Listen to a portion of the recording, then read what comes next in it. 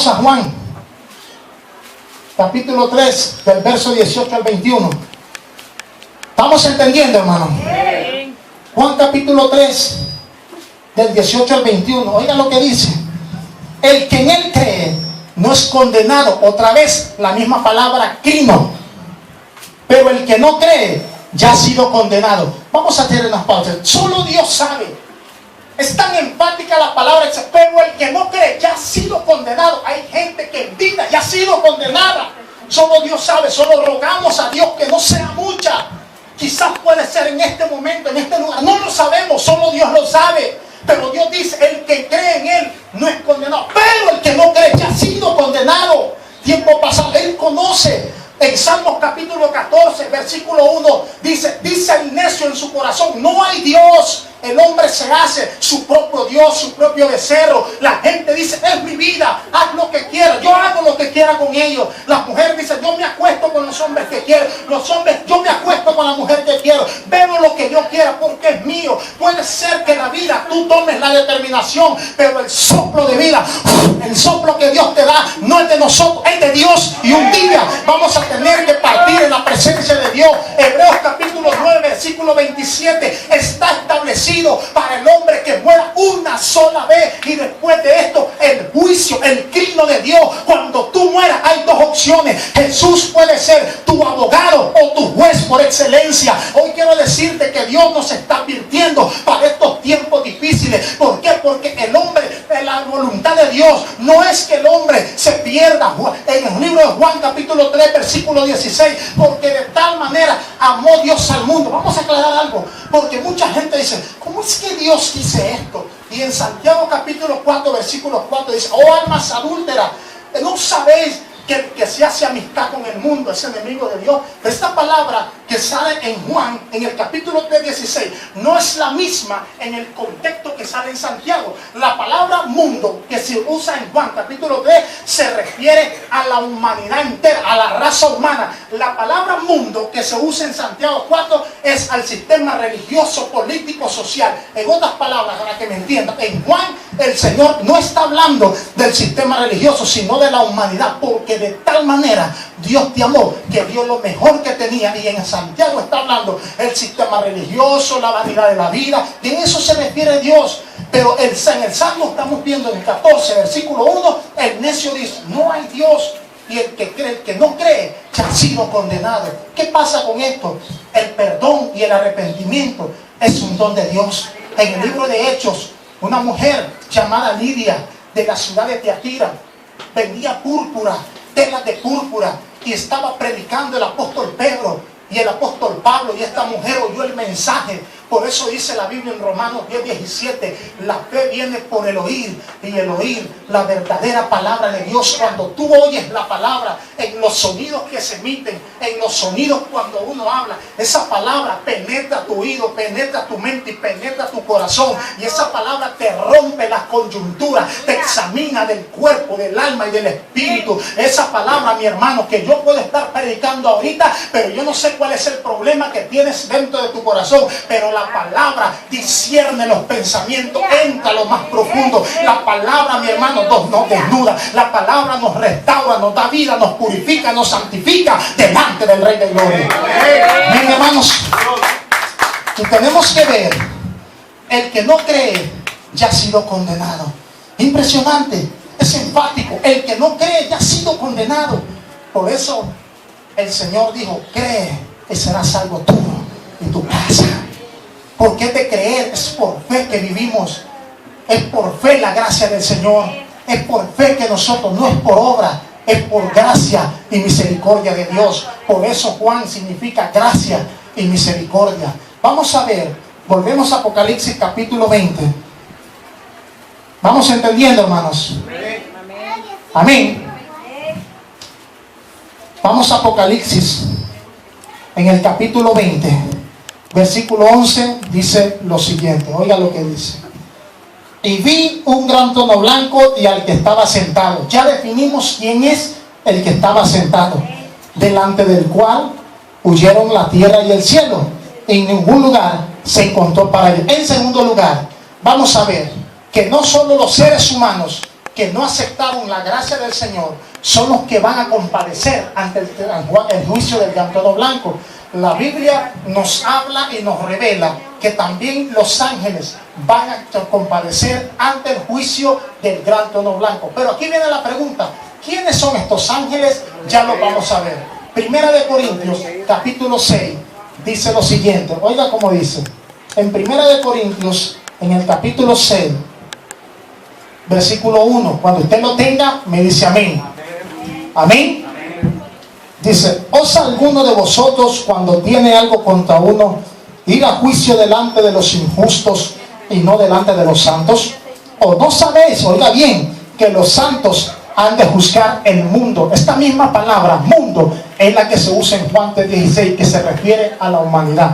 ¿O no sabéis que han de juzgar al mundo? Y si el mundo ha de ser juzgado por vosotros, ¿soy indigno de juzgar cosas muy pequeñas? Oiga lo que dice el 3. ¿O no sabéis que hemos de juzgar a los ángeles? ¿Cuántos más las cosas de esta vida? Pero ¿quiénes son estos ángeles? La Biblia dice que nosotros, el pueblo de Dios, estaremos como testigos juzgando a los ángeles, no solamente observando como jurado de conciencia, como testigo cuando los ángeles sean jurados. ¿Quiénes son estos ángeles? ¿De dónde vienen estos ángeles? La Biblia nos explica quiénes son estos ángeles que abandonaron su morada, estos ángeles que pecaron. Segunda de Pedro, en el capítulo 2, nos habla acerca de quiénes son estos ángeles, y ya lo vamos a ver.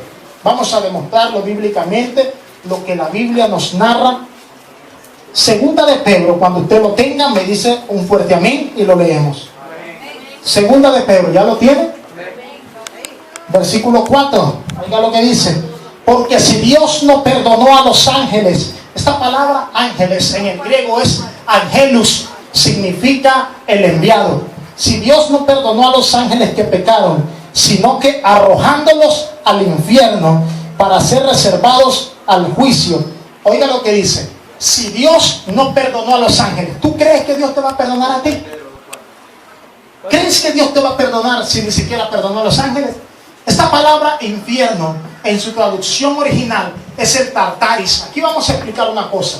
No es lo mismo. Muchos cristianos confunden lo que es el Seol, el Hades, el infierno, el Gena, el Tartaris y el lago de fuego. No es lo mismo. La palabra Seol viene 66 veces en el Antiguo Testamento y significaba cuando una persona muere, le llamaban el sepulcro. Son los 3 metros bajo tierra. Cuando tú te mueres, te entierran y comida para los gusanos, y se dan gusto los gusanos, y de repente desintegrado el cuerpo. La palabra Seol es aquella que se usaba en el Antiguo Testamento. Era un lugar de descanso. En el Nuevo Testamento se le llama Hades. Lo podemos ver en el Antiguo Testamento. Léalo en su casa. En Números 16, versículo 30, habla acerca del Seol. En el Nuevo Testamento, en Lucas 16, versículo 22, habla del Hades o del infierno. Vamos a aclarar algo. Esta palabra que aparece en el libro de Lucas, capítulo 16, versículo 19 en adelante, o 22, como usted lo quiera leer, esta palabra habla de un joven rico y de Lázaro. ¿Quién era el joven rico? Era un hombre que tenía dinero, tenía fama, poder social, económico, político, hacía banquetes todos los días. Este hombre podía estar de fiesta, podía volar el dinero por los aires. Este hombre tenía en abundancia, y la Biblia dice que en la puerta de donde estaba este hombre había un mendigo llamado Lázaro, que estaba lleno de llagas, estaba podrido, estaba hediondo, y dice que se ponía a pedir y a mendigar que le diera un bocado de pan. Pero este hombre llamado joven rico nunca se acordó de que Lázaro estaba ahí, nunca tuvo misericordia. Pero un día le sucedió lo que a ti y a mí nos va a pasar, a los ricos y a los pobres, a los gorditos y a los flacos. Un día la muerte nos va a tener que llegar, y el mismo día se murieron los dos. Sin embargo, el rico apareció en el Gena o en el infierno, y el Lázaro apareció en un lugar que era el paraíso o el lugar de descanso. En el Antiguo Testamento, vamos a explicar esto, cuando la gente moría no iba al cielo. En el Antiguo Testamento la Biblia dice que el Seol estaba dividido por 2 partes. En uno estaba el infierno y en el otro lado estaba el seno de Abraham. ¿Lo han leído, hermanos?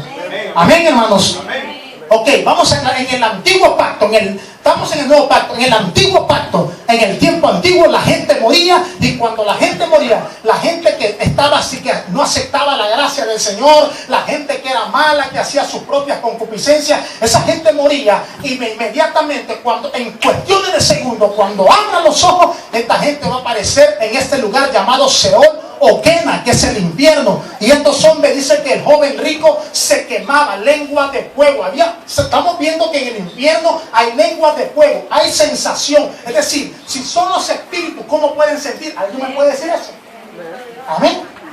Si se supone que somos espíritus, ¿cómo sentimos las llamas? Si el cuerpo está compuesto por moléculas y materias para sentir. ¿Qué es lo que baja al infierno? ¿El cuerpo o el espíritu? El cuerpo. El espíritu de Dios. Es el espíritu. ¿Cómo hace para sentir? Es el alma. ¿Cómo hace para sentir? Sencillo. Porque en su traducción original, el alma es donde están todos los sentimientos y las emociones. Somos seres tripartitos. La palabra tripartito significa que somos compuestos por cuerpo, alma y espíritu. Somos tripartitos. El cuerpo es esto que usted mira aquí. Esto hermoso que mira aquí usted. El alma son los sentimientos que nacen del corazón, del asiento, de las emociones. La palabra le, corazón en el griego, de las emociones. Y el espíritu es esto.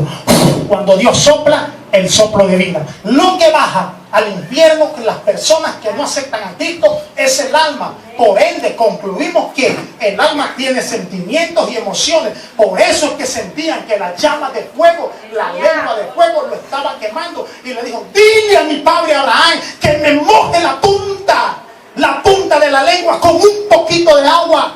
Imagínese usted cómo se estaba quemando, mientras que Lázaro estaba descansando en el seno de Abraham. Por eso, en Lucas 23, cuando Cristo fue crucificado a la par de los dos muertos, uno le dijo: ten misericordia de mí, desde hoy estarás en el paraíso, o mejor dicho, en el seno de Abraham, que es lo mismo, porque antes, en el Antiguo Testamento, era el seno de Abraham, pero hoy el que muere con Cristo va directo al cielo y a la presencia del Señor.